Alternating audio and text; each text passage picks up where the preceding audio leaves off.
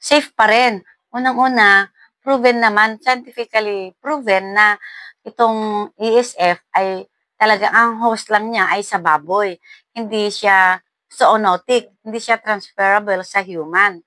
Ang issue lang natin kasi kung if ever na yung mga hindi namin nakikita diyan, although we campaign against yung slaughtering sa barangay na kung nagkasakit na o ano, kasi magi-spread lang.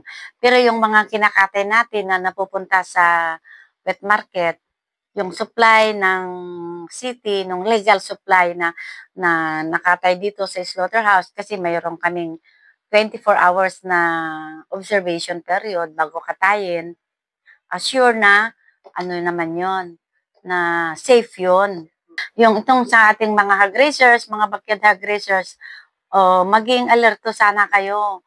Kailangan, yun, papigsaon nyo, digita ni biosecurity measures yun by way of yung strong disinfectants sa babuyan ninyo at no adag ka sakit, i-report dito sa office at huwag kayong magkatay kung may nagkakasakit na, huwag niyong katayin.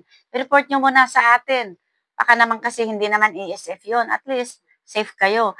Kasi kung ESF at properly documented naman, meron naman silang kayong makukuha ng mga hog raisers na indemnification fund from the city, from the province, at from the Department of Agriculture.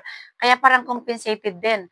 At saka yung kung nakapag-insure kayo sa Philippine Crop Insurance Corporation, i-insure nyo yung mga alaga nyong baboy, ay makukompensate din yung ano ninyo, yung nai-insure nyo, mababayaran din.